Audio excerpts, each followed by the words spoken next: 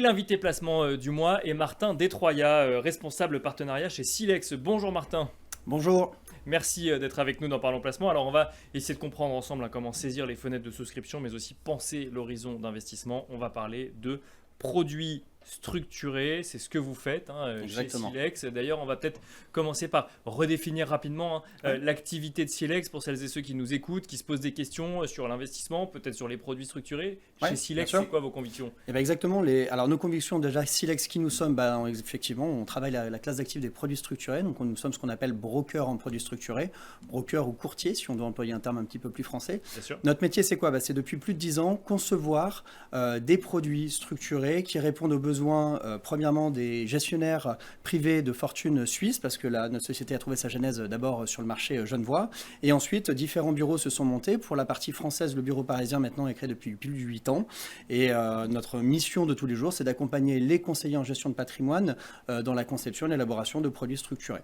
Comment est-ce qu'on fait ça ? On va à la fois nous s'appuyer sur notre maison de recherche, sur nos analystes, parce que c'est un petit peu ça le moteur de performance d'un produit structuré. Et je pense qu'on aura le temps d'y revenir dessus, sur comment ne pas tomber dans des écueils, ne pas tomber dans des travers de la course au rendement. Il faut toujours s'assurer de ce sur quoi on investit, le fameux sous-jacent, que ce soit un indice, une action.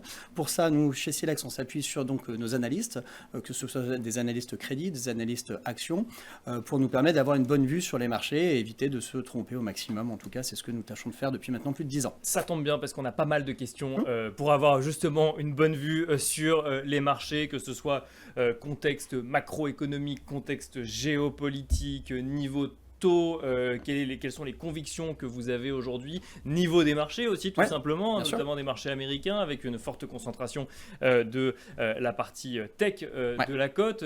Comment est-ce que vous analysez ce marché ? Alors évidemment avec un prisme investissement produit structuré, mais comment est-ce que vous analysez le marché ? Bien sûr, alors déjà je vais parler de l'environnement de taux parce que c'est effectivement ce qui anime un petit peu plus les marchés dernièrement, tout du moins la semaine dernière avec l'annonce de la BCE du relèvement de son taux directeur de 25 points, de 0,25 points, pardon. Cet environnement de taux, il nous pousse, nous, un petit peu dans nos retranchements sur les produits structurés. Pourquoi ? Parce qu'on rentre un petit peu dans ce sentiment schizophrène on a un environnement de taux qui est plus favorable pour lancer des nouveaux produits structurés. Donc, c'est des produits qui sont généralement à capital garanti, avec un rendement qui peut être plus ou moins sécurisé, comme des notes taux fixes, par exemple, où on sait qu'on arrive aujourd'hui peu ou prou à avoir des rendements entre 4,5 et 5% brut de rendement par an, garanti. Le capital aussi était garanti, sauf défaut de l'émetteur. Donc ça, c'est des solutions qui nous permettent aujourd'hui d'être relancés. Pour autant, les produits qui ont été lancés il y a un peu plus d'1 an et demi, 2 ans, ceux-ci pâtissent un petit peu de ce relèvement des taux, un petit peu comme une obligation qui, à un instant T, quand j'ai un environnement de taux qui est plus favorable, l'obligation que j'ai lancée il y a quelques temps, et elle a un prix un petit peu détérioré. Donc voilà, donc cet environnement de taux, il est effectivement favorable pour le lancement des nouveaux produits. Aujourd'hui, c'est ce que nous, on pousse à faire à certains de nos partenaires en imaginant qu'on ne va pas rester dans un environnement de temps aussi élevé pendant aussi longtemps. Savoir si c'est le point haut, s'il était la semaine dernière, s'il est aujourd'hui, s'il est dans 3 mois, on va bien se garder de prendre une vue aussi précise que ça sur les marchés. On sait par contre une chose, c'est que sur les produits structurés, on investit pour des périodes allant de 5 ans jusqu'à 12 ans pour des maturités les plus longues. Et c'est bien ça sur quoi on investit. C'est sur cette durée qui nous finira par nous donner raison.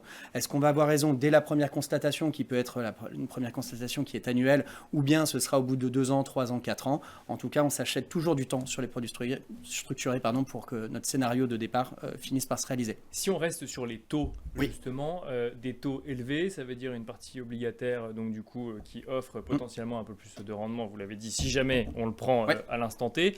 Est-ce que ça veut dire aussi que c'est le retour quelque part des produits structurés à capital garanti à l'échéance, à maturité, c'est important de le préciser. Exactement, oui.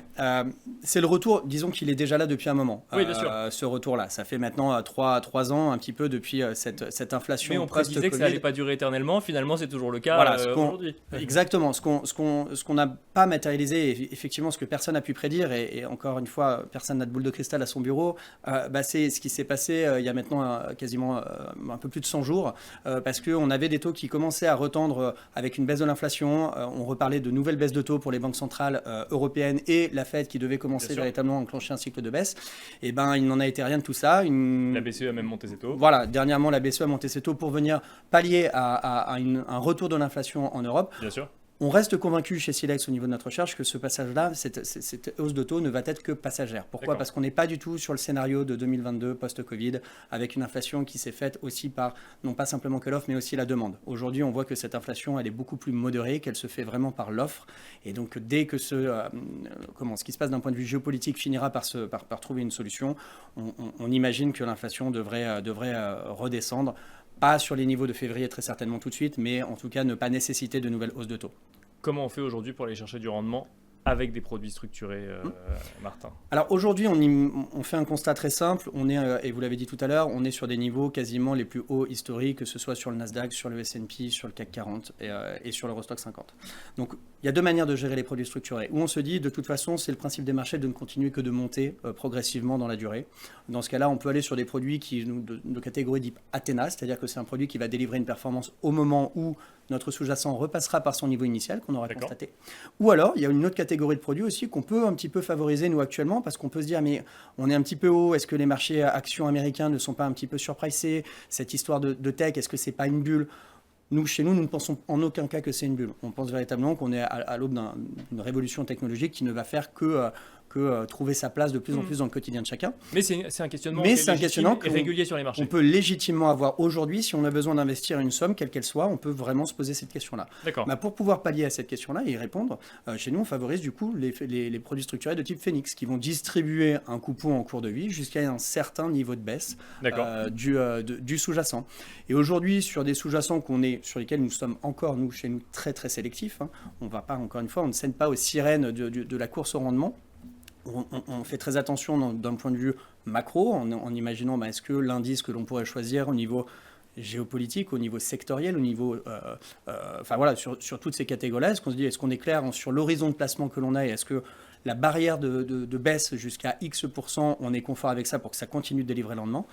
Voilà, c'est un petit peu comme ça qu'on travaille aujourd'hui. Et pour illustrer un petit peu ces propos-là, aujourd'hui, un Phoenix, donc une distribution de coupons, on arrive à délivrer des rendements entre 7,5 et 9,5 de rendement, jusqu'à une baisse de 25 jusqu'à 30% de baisse d'un indice. Ça répond en partie à la question que je voulais poser, qui est quand on a des marchés au plus haut et qu'on a des perspectives de valorisation des entreprises qui font le moteur un peu des marchés États-Unis, qui sont des entreprises de la tech, quel besoin d'aller sur des produits structurés quand on a des marchés qui montent quelque part. Effectivement, c'est tout l'intérêt pour partie de son allocation de faire des produits structurés, c'est que fort de toutes les convictions qu'on puisse avoir, on n'est jamais vraiment certain d'avoir la bonne réponse.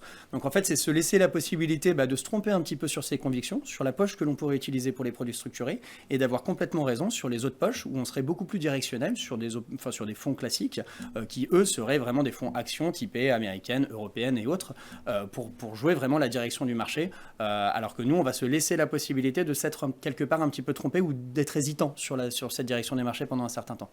On a, dans la thématique de cette discussion, il y a le sujet horizon d'investissement. Vous l'avez dit, un produit structuré, c'est entre 5 et 12 ans.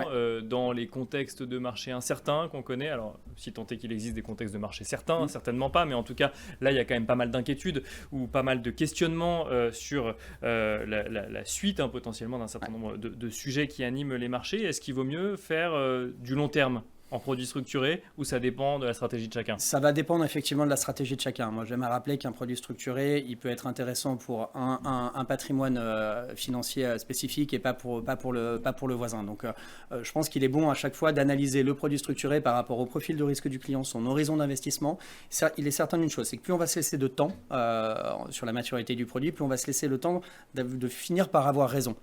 On peut espérer avoir raison dès les premières constatations, qui sont généralement au bout d'un an. Pour autant, plus la maturité va être longue, elle peut être vue comme étant handicapante en se disant « Ah, mais je vais partir pour une durée qui peut être extrêmement longue pour l'investisseur final. » Oui, mais si on s'est trompé au début, on se laisse la possibilité de finir par avoir raison. Donc c'est vrai que cette maturité, elle est aussi à caler par rapport à l'âge de l'investisseur et aussi par rapport au profil de risque, encore une fois, du client. Merci beaucoup, Martin Detroya, Merci de nous avoir accompagnés dans Parlons Placement. Je rappelle que vous êtes responsable partenariat chez Silex. Et quant à nous, on se retrouve dans un instant pour l'actualité des marchés.